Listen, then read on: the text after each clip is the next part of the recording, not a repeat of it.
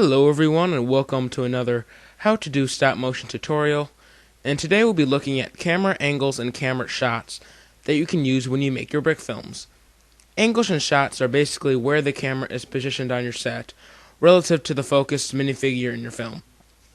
So when you make your brick films, you can use these different types of angles and shots for your camera to film in your movie.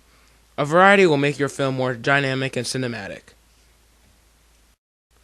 So first we're going to look at camera shots, and the four types of camera shots are wide angle, medium, close-up, and the extreme close-up. So first with the wide angle is when the camera is backed up far away from the minifigure to show almost the entire set. It should film a wide range of the scene and kind of give you an idea of the setting. And this is good for the beginning of films to kind of establish the scene, and also good for action and battle scenes to show you like the entire battlefield or show you the kind of area where the action's taking place. So next is the medium shot, where the camera is going to be closer to the minifigure. It will include the minifigure and probably a small amount of the surrounding scene. This is probably best used for talking scenes from one person to the other without moving the camera. The third shot is the close-up, and this is where the camera is going to be in front of the minifigure. Probably from the waist up. You are really just focusing on that one figure and not anything else. This is best for an individual talking scene where you only show that one minifigure talking. So it's just that one minifigure, that one object, not anything else on your set.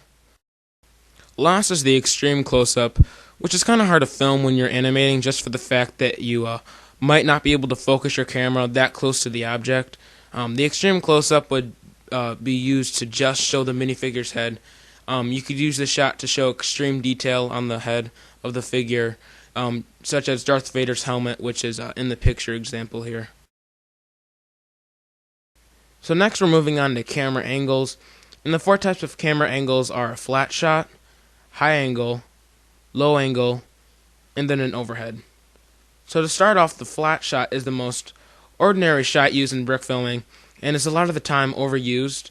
This is when the camera and the minifigure are basically at the same angle, and they're kind of looking eye to eye to each other.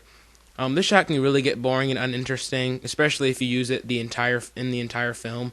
A lot of people use that. They just use the entire film, really don't change angles that much. It's just that. And it really does get boring, and it really doesn't offer any unique perspectives. So keep the flat shot to a minimum. So next is the high angle shot. And this is where the camera is going to be higher up and looking more down at the minifigure. This angle would be really good for like a battle or action scene, to kind of show the action from higher up. It can also be used to show a large amount of objects on the set if you want to show them all at once, such as if you had a bunch of minifigures on a set and you want to show them all. The high angle shot would be good for that. So the next type of angle is the low angle shot. And this is when the camera is lower than the figure and is kind of looking up at it. This is kind of like the perspective of a child looking up at an adult. It definitely gives you a unique view of the character in your film. The last type of angle is the overhead. This is pretty self-explanatory. It's where the camera is directly above the minifigures, looking straight down at them. And this angle is probably least used by brick filmers, just for the fact that it's kind of hard to get the camera to look down at them. If you want to use this shot, though, you would have to create some type of rig to have your camera look down at the figures. So now you understand all of the different types of camera angles and shots that you can use when you're making your brick films. Just remember to try to use a variety of them when you're making your films to make it more interesting and unique. So thanks for watching.